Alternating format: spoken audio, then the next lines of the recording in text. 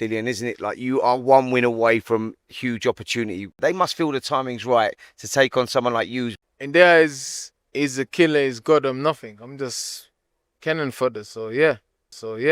This is a huge step up for him. Really? It's nothing. It's a walk in the park for Moses. People say I get blown in 1 or 2 rounds. I'm nothing.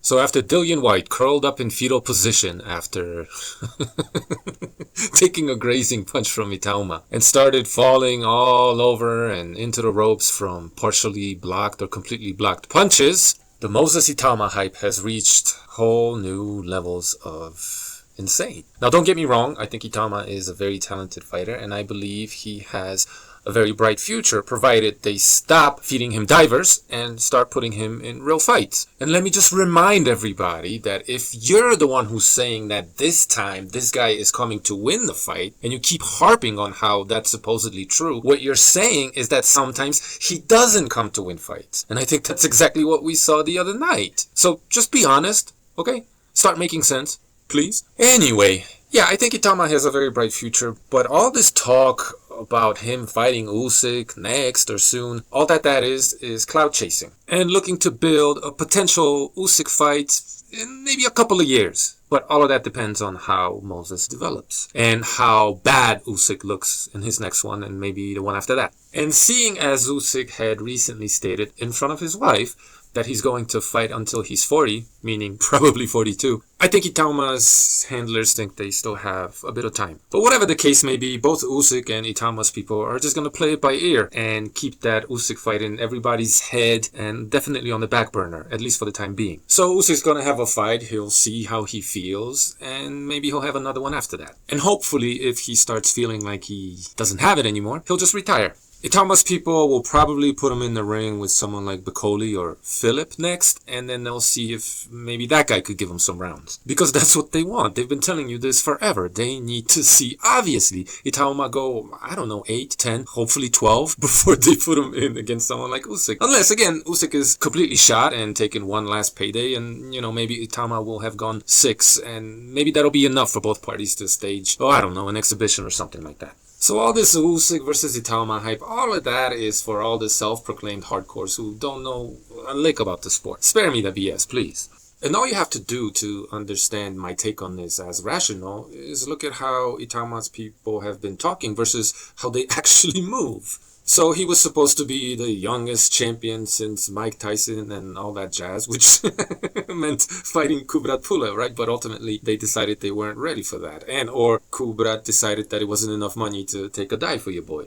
So while they talked about beating Mike Tyson's record, which was a lie in the first place, right? WBA regular, against 43, 4, 5, whatever he is, Kubrat Pulev, that was too dangerous for them to stage. So while Turkey Allah's Sheikh is talking Usyk after that Mike Bubblegum fight, Itauma's manager is saying Otto Wallin or Jermaine Franklin. And I'm going to venture a guess that neither one of those two guys thought it was enough money to take a beating from young Moses, because young Moses isn't very popular yet and he's not a payday, far from it. So they staged the Dillian Whyte showcase, Dillian who was a massive A-side to Moses Itauma, financially speaking, in order to build a young man's profile and try to entice with money some of these, journeymen they've been mentioning. I saw an interview with Francis Warren going into this Dillian Whyte fight, and he got really uncomfortable when names such as Bakoli or Philip were mentioned to him. But let's take a logical tangent, a slight detour right now, and talk about the business of boxing. If you have a hot prospect on your hands who's clearly talented and has a bright future in the sport, and the biggest power broker of all time in boxing is talking about having that guy fight for all the marbles against one of the greatest boxers of all time in what would be a massive financial reward and definitely a legacy fight, are you really going to take an honest chance against a one-punch hitter-quitter guy like Dillian Whyte when your guy has next to nothing insofar as professional experience, has never been chin-checked, and hasn't even gone rounds? So while realistically you're talking about your guy fighting non-punchers like Otto Wallin and Jermaine Franklin, so that your guy who gets hit so easily anytime anybody tries to actually hit him, right? We all have eyes, we can see what happens, no? You're telling me you want to put your guy in with these dudes that aren't at all dangerous and will potentially give him some rounds because Itauma's going to be able to, take his time too. And then all of a sudden you pivot to a guy like Dillian who has that one-hitter quitter. A guy who had historically been dicked over by boxing with Deontay Wilder ducking him for years. And those Anthony Joshua fights just falling through due to ultimately no fault of his own, they tell us. A guy clearly too dangerous, even in his old age, for someone like Deontay Wilder, okay, he was younger back then, and Anthony Joshua to take on at this point in time. And please don't talk to me about failed PED tests, because if you're a hardcore boxing fan, you know that whenever convenient, boxing covers up those failed tests in order to make the fights they want to make. So you got a guy in Dillian Whyte who's in that who needs him club because he is too dangerous and not enough of a financial reward for some of the stars to take on. A guy that had basically been shunned by the boxing world, wallowing in obscurity. Almost as if he had been kept on the back burner to put him in some of these showcase fights. To use his still pretty high profile and devoted fan base in order to build a relative unknown like, well gee, Moses Itauma. Who realistically, at least on paper, just wasn't ready for a guy like Dillian. It wasn't a risk worth taking. Especially since you have to put all this money up, right? Dillian, when it's all said and done, will probably get £3 million and Itauma half that if he's lucky. So if you're a cunning promoter with links to the underworld, there's no way in hell you're going to stage a real fight between an up-and-coming hot prospect who has the potential to make you millions over millions and millions of dollars and with a guy that could just knock him off. You gotta pay him off not to do that, obviously. Shout out to all the hardcore boxing fans who don't know anything about the sport, man. So this idea that Dillian Whyte is so motivated for this one because if he beats Moses Itauma, he gets all those big fights he was promised all those years ago. Yeah, that's for hardcore idiots. Miss me with that, please. No, geniuses. This was Dillian Whyte's reward. This was his big one, and he wasn't gonna get it unless he agreed to play ball. Not for Moses. So like Dillian Whyte, he was here to play his part. He did, and now he's gone home. Duh. There was nothing for him after this one. Do you see it yet? Well, apparently not, because before the fight, Dillian Whyte was in the greatest shape of his career, and he was coming to win this one, and after the fight, he was shot. Give me a break, man.